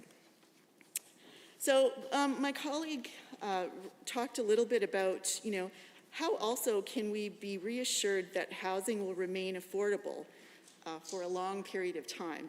Sadly, we have seen agreements with providers that, after a certain amount of time, housing that was perhaps 10% lower than market or whatever the agreement is, that after a certain amount of time, it goes back to just standard market rent. So these are some of the things that are really important, but we don't see any of this information in the bill. And once again, it's a really sad example of this government saying, don't worry, it's just enabling legislation, really. We're gonna sort all this stuff out behind closed doors and make some regulations, and don't worry, it's all good. It'll all be fine. We're making life better. Well, this government has a track record over 2 years of not making life better, certainly not making life better for Alberta seniors, certainly not making life better for low-income seniors, low-income people, and disabled Albertans. So I would suggest that if this government in any way, shape, or form is interested, I just want to thank you for my friend from St. Albert for her points, and I know that she's been working on issues around providing supplemental rent benefits and those kinds of things. I'm wondering if my friend from St. Albert could talk about the work that she's done advocating for people who've had those benefits removed and what kind of impact that has had on the people that she's hearing from about that issue. Thank you. So yes, and so, this goes back to my comments earlier, is that it's almost laughable that this government's talking about making life better, providing more affordable housing, after the destruction of the last couple of years in terms of attacking the income of low-income people and of seniors. It's astronomical to me. So we all know benefits were de-indexed. So no real pain at the time that it happened, but every year that goes by, they are losing ground. We all know the cost of everything has gone up, whether it's rent, whether it's utilities, thank you very much for that, whether it's insurance, thank you very much for that too. Food prices have all gone up, everything has gone up, but benefits have stayed the same, so people's buying power is less. But add insult to injury was something that this government did, I think it was just over a year ago now. And what they decided to do was take income support, right? So core benefits for a single person in Alberta on income support that have barriers for employment is under $900. I think it's like $860 or something. You can't even rent an apartment for that, really, let's be honest. But anyway, those are the core benefits. Now, there was this supplemental that made it actually possible to live on income support, and it was a $300 supplemental top-up for accommodation.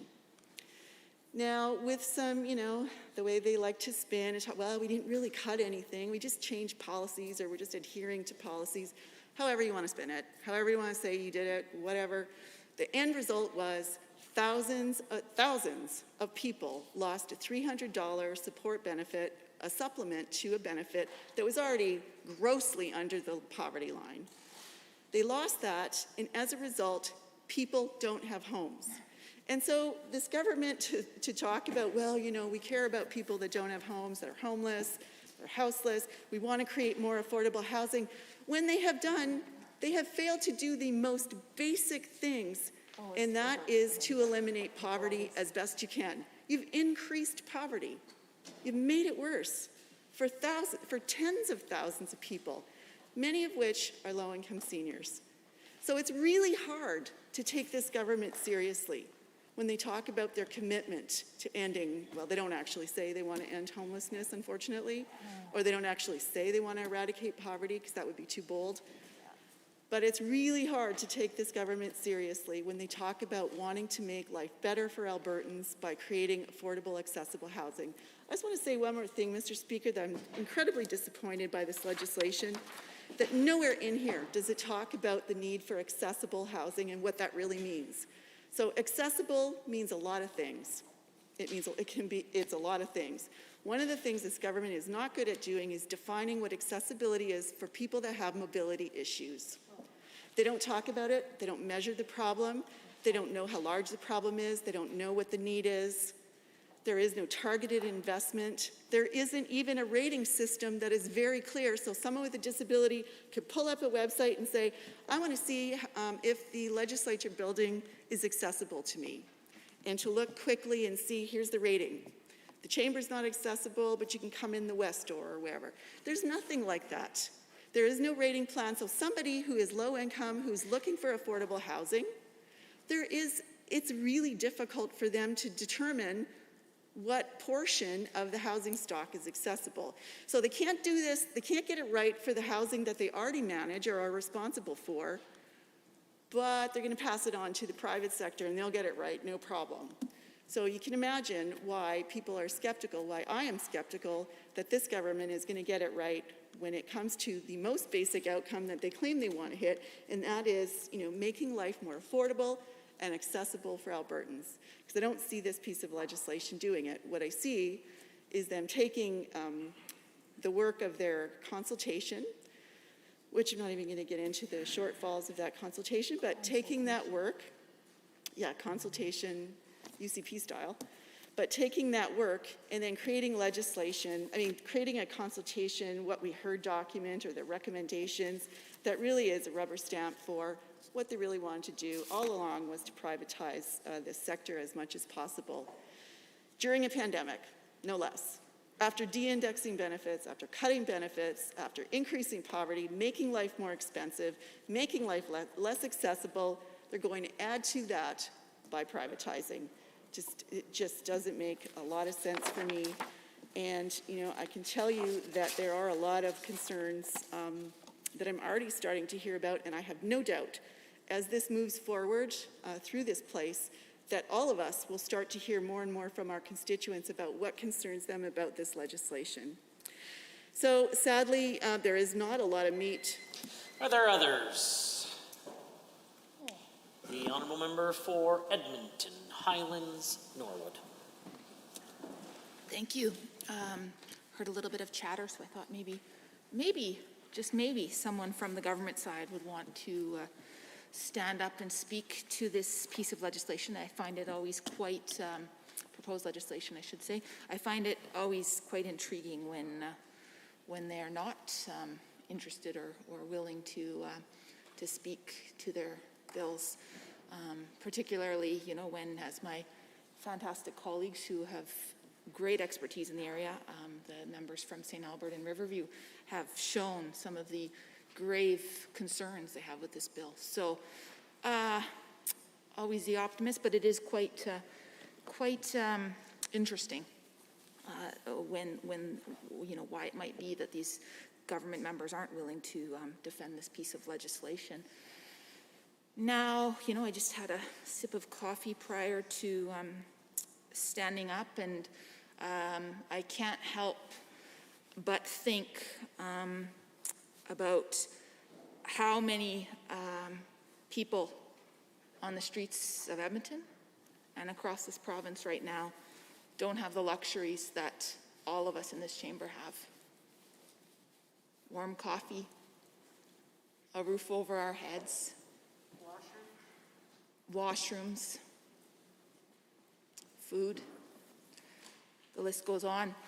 And I'm going to use this opportunity, obviously I'm second reading and I know I have some latitude, but I will tie back to the bill and just talk about the dire need for housing and supports for houseless folks. And what an opportunity this government had. Again, I one day when I have time, I'll go back through Hansard and think about the number of things I've said multiple times, the old adage, broken record. What an opportunity this government had to be bold, as my colleague just said, to be bold and to be leaders when it comes to supporting our unhoused neighbors. Instead, we have this thin piece of legislation. I can't show it to you because I do everything digitally. This piece of legislation I have in front of me, which I can tell you, again, as my colleagues who I have much respect for and who have spent many hours poring over this and over the housing file. There we go. Yes, thank you to the member for Edmonton-Glenora. A very thin piece of legislation, indeed. Thank you for that. But both of my colleagues have outlined just how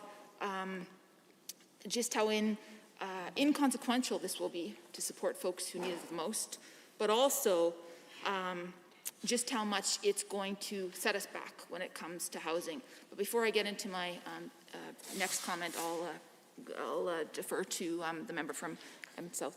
Thank you. I think I've spent a considerable amount of time in my honourable colleague's riding here with her, and have seen firsthand some of the challenges that we have in that area.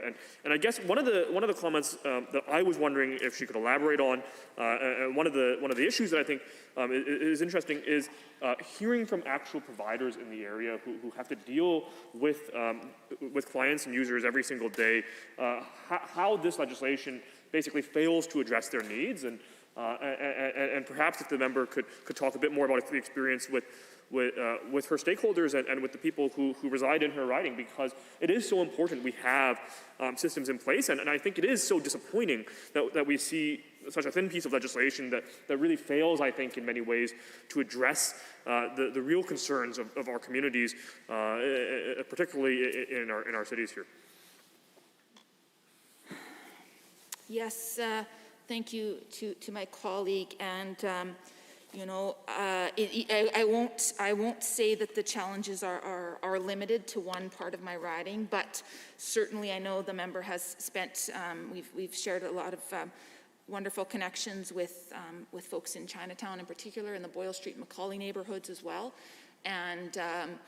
We have a concentration of services, absolutely, and we do also have the highest number of visibly unhoused folks in that area in my riding. And so, yeah, absolutely. The member asked about what I'm hearing from providers, what I'm hearing from stakeholders, and I'll get to the provider piece later. But stakeholders, I'll tell you what I'm hearing from stakeholders, because my most important stakeholders are constituents, and even my constituents who are unhoused, of which there are many.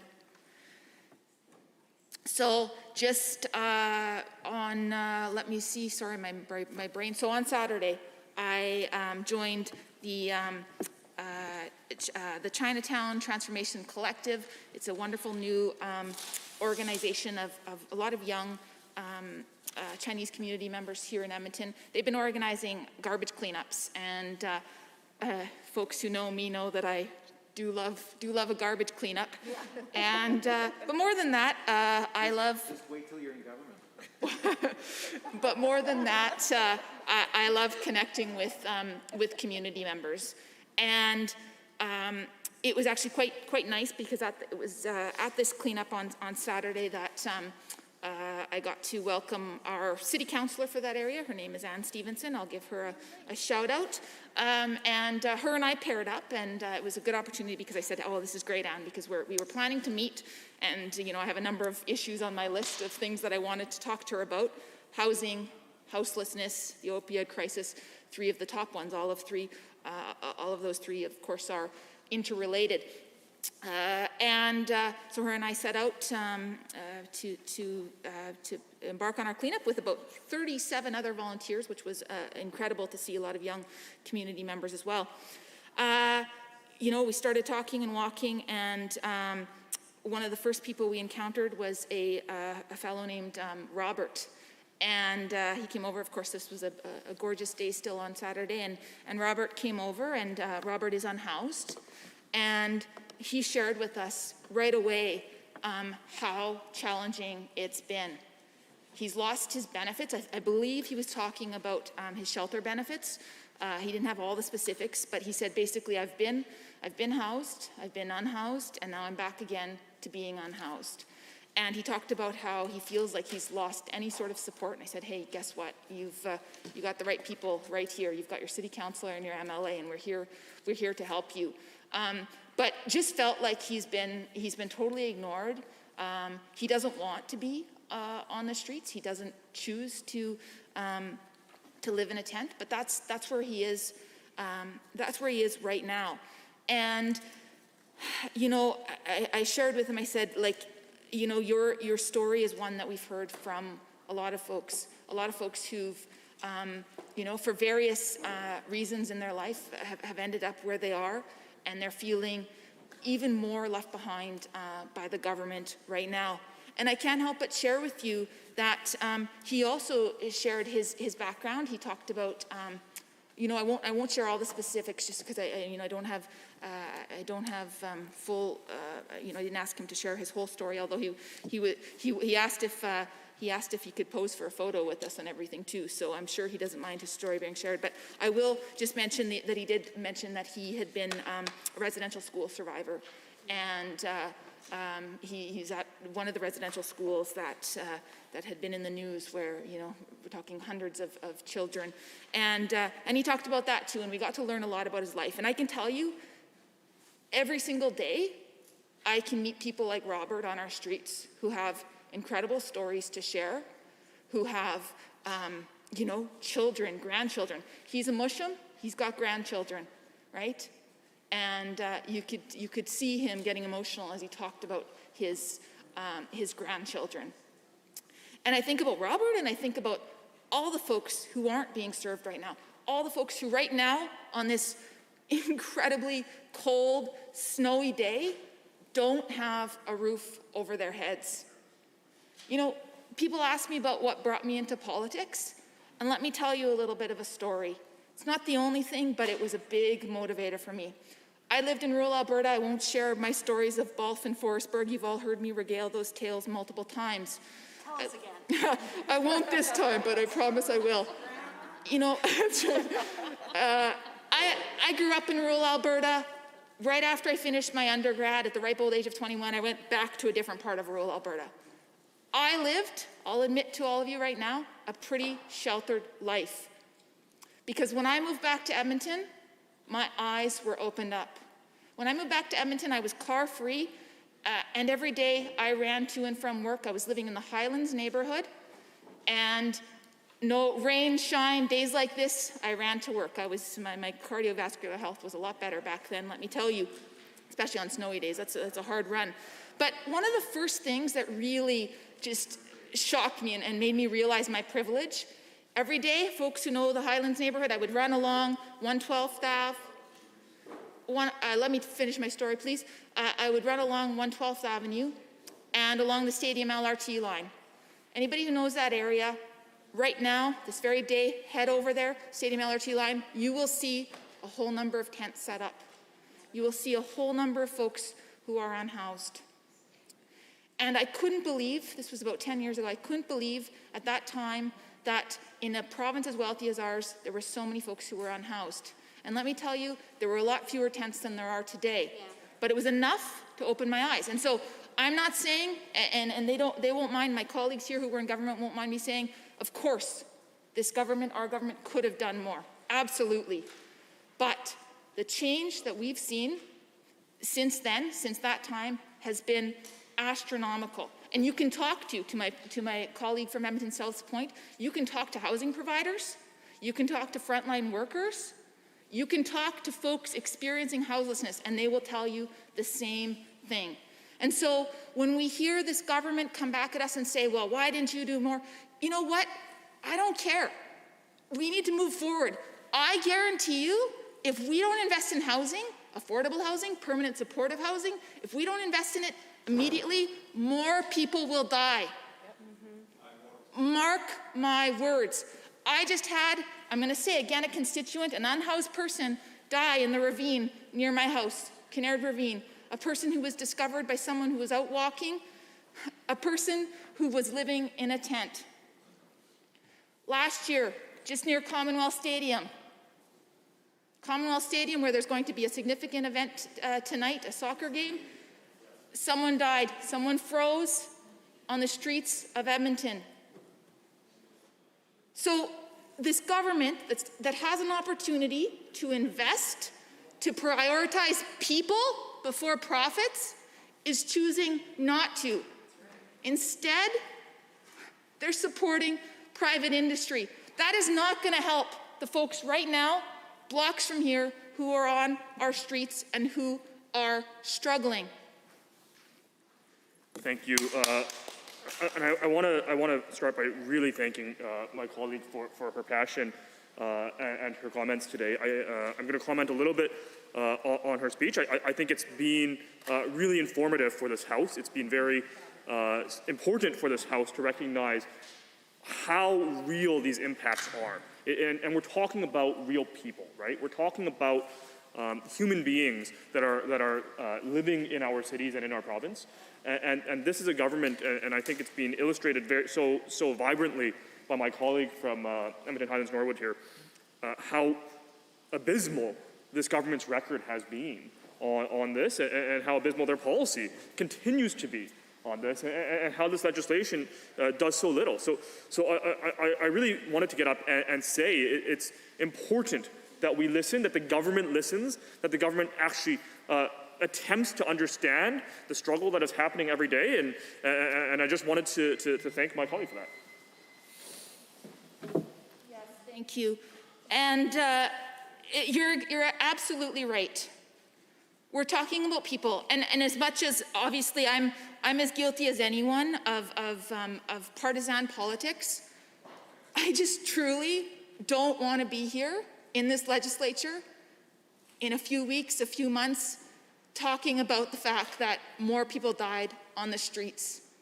I really don't want us to be there. And I know the minister is saying that you know, to stay tuned, and he was hoping to chime in here. I don't want more words. I want action. I want investments, and we're getting people laughing on that side of the chamber. Shame. What did I do? Well, let me tell you what I did. I didn't.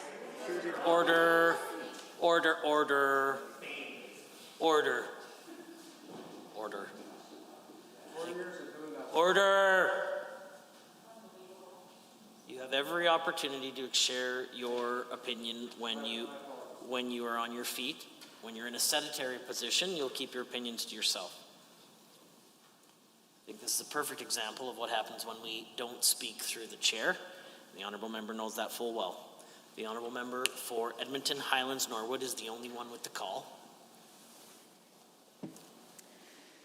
Whew. Mr. Speaker, the member from, where's this member from? Your hometown. My hometown? Oh, no. Cold Lake, Bonnyville. Cold Lake. The member from Bonnyville, Cold Lake, for the folks who didn't hear that at home, asked me what I did. Well, you know what? I didn't have an opportunity to serve in government. Sure as heck hope that I'll have that opportunity soon enough. But I'll tell you, you know, I can, just like probably anybody in this house, I feel like I haven't done enough. Absolutely. Because I see it every day. I see every single day people who are struggling. I try every single day to talk to them, to reach out.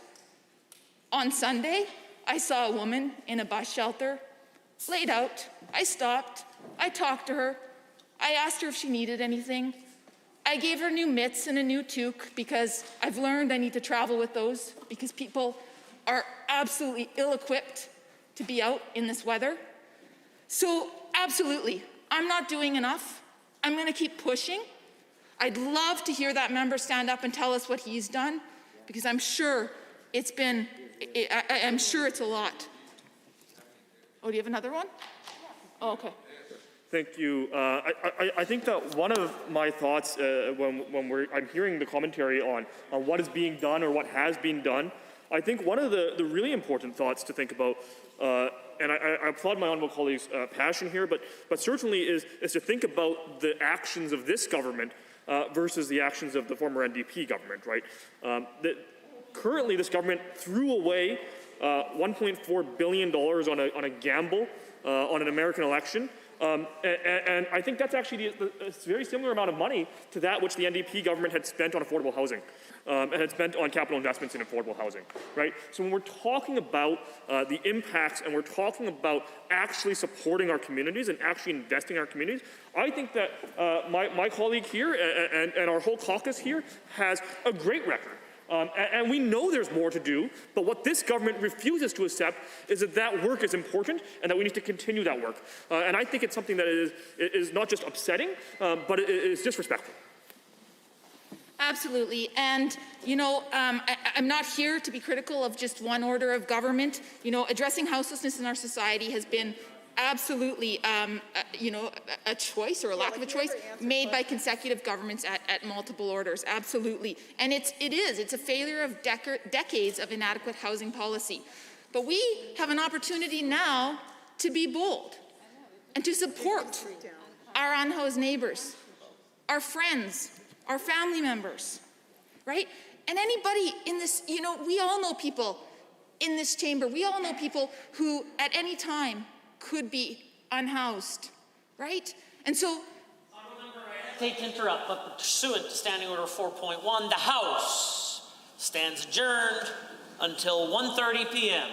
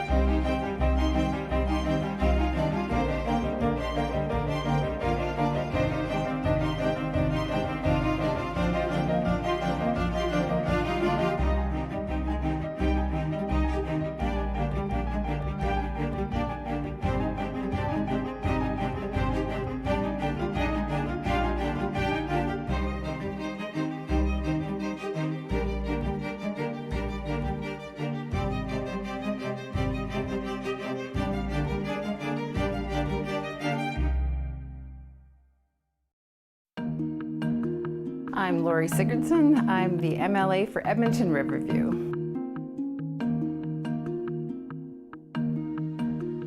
Well, Edmonton Riverview is right here in Edmonton, and it's made up of many mature neighborhoods, and it straddles the North Saskatchewan River, and it's beautiful, like lots of mature trees. We have 16 very active community leagues. So many people are active, doing volunteer work, connecting with their neighbors, making their community a better place. There's also the University of Alberta, which of course is a world-class institution and my alma mater. And my children go to University of Alberta also. So I have deep roots with the University of Alberta and very proud to have that institution in my riding. Of course, the University of Alberta Hospital, which again is a tremendous organization that serves people not only from Edmonton, but northern, central Alberta, and all the way up into the territories. Last year, I had a leukemia diagnosis, and so I received amazing treatment, and I'm so grateful to the nurses and all the staff and the physicians who cared for me there, because it certainly saved my life, and I know many others. Well, I'm a social worker. I have my master's in social work, and I was a social worker for 30 years before I was elected in 2015. And so I feel like it is a really great asset for an MLA to be a social worker. I feel like that's helped me be able to relate to my constituents, help them navigate provincial programs. It's always fun to go to events and see all the great things that are happening in the constituency. But I think mostly when people have hit hard times and they're having some challenges, I really like to be able to support them and wanting to make sure that all Albertans have access to opportunities. One of the things that really motivated me was just the tremendous inequality we have in our province. So certainly some people are doing very, very well, but there's many others who aren't. And so how do we support those people? And I've dedicated my life to that work.